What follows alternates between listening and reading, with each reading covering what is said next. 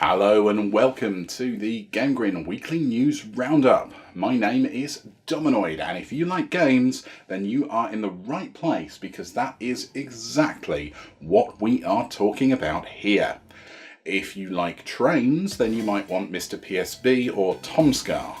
Now that we've cleared that up, if you're still with us, let's roll that theme tune.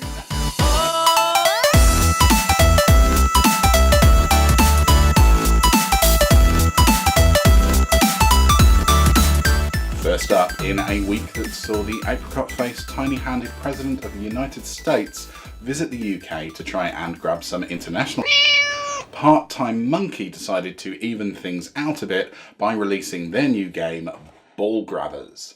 The insane PC title is out now on Steam, and it sees you hurling spheres in the general direction of your opponent's goal with obstacles, objects, bombs, and even animals in the way to stop you. It's available now on Steam, having been released on the 13th of July.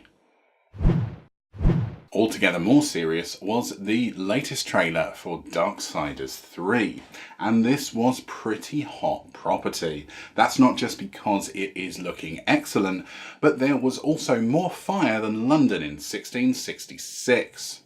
Fury was shown, engulfed in her flame hollow form, with a new weapon, the burning flails, also revealed.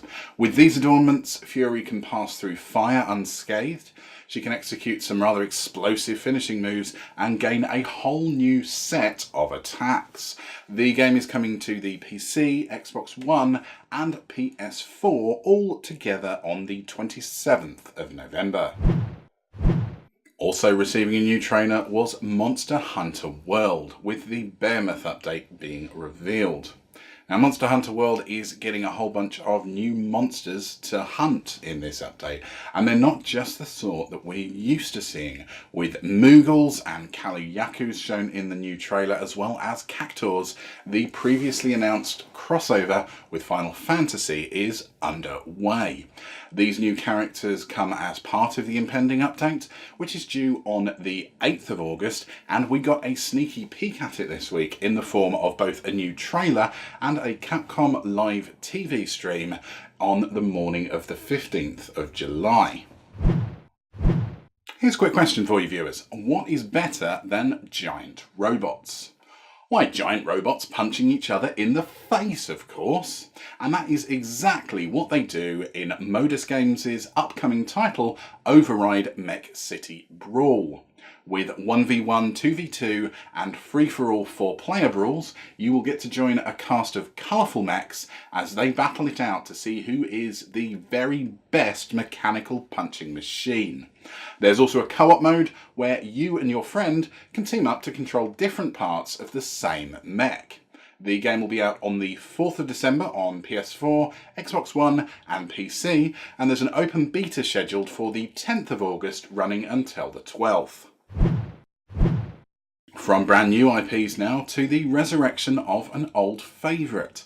And after 10 years in the wilderness, cult classic RTS Commandos could be making a return, this time under the direction of Calypso Media of Tropico fame. The studio have purchased the rights not only to the original titles, but also to develop all new titles featuring the IP. And this purchase comes as part of a bulk buying exercise of former Pyro Studios IPs by the company. In a statement to the press, they hinted at the possibility of both a new title and remastering of the previous games, although no formal announcement of plans was provided. As soon as we have an idea though, you will be the first to know, so do keep an eye on GameGrin.com for more news on this as it happens. And we got another burst of information on the Pokemon Let's Go games this week, with an official release date of the 16th of November confirmed. The two titles, Pokemon Let's Go Pikachu and Pokemon Let's Go Eevee, will both arrive simultaneously, but as is par for the course with Pokemon titles now, they will have different encounters in each version. The Eevee flavour of the game gets Bellsprout, Vulpix and Meowth, whilst Pikachu's edition gets Oddish, Sandshrew and Growlithe. Local and online battles are confirmed to be in the game, as well as the trading of Pokemon, as you would expect. Alongside the game, the Pokeball Plus accessory will launch on the same day. The game can be played entirely with this accessory if you want. No other uses for the Pokeball were yet confirmed, however. And to finish off, here's 3 bite-sized stories, all smaller than Donald Trump's hands. But not smaller than his integrity, of course, because a news story can't be smaller than 0. The Nintendo Switch is getting its first MMO in the form of popular title Warframe. The cooperative robot ninja slash-em-up will be coming to Nintendo's neon slab of plastic in the coming months. We don't have a release date yet, but at TennoCon 2018, the 3rd annual Warframe convention in Ontario, Digital Extreme confirmed the release is pending. The free-to-play title will be converted by the studio Panic Button, who are the same team who brought Wolfenstein 2: The New Colossus and Doom to the console. Also coming to the Switch is Skullgirls, with all the DLC in a single package and voices in both Japanese and English. No release date was announced, but we do know that it'll be coming in a digital and physical form. And Code Vein, the game dubbed as the anime Bloodborne, has been pushed back, with no fixed date for release. We have, however, been given a new target release of 2019 for Bandai Namco's title.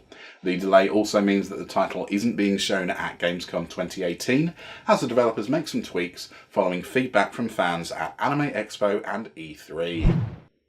That is all that we have time for this week. We really hope that you enjoyed being with us as much as we enjoyed having you here. As always, we appreciate any likes, subscriptions, follows, comments that you might want to bestow on us. Ring the bell if you are watching on YouTube. It all depends on what your platform and preference is, but any love is always appreciated. We will be back with more news next week when the man with hair as orange as Trump's face, but much less leathery, TGK, takes over on hosting duties. Remember, we stream on Twitch most nights at 8 PM and we are on all kinds of social media too. Just search for GameGrin. I have been your host, Dominoid.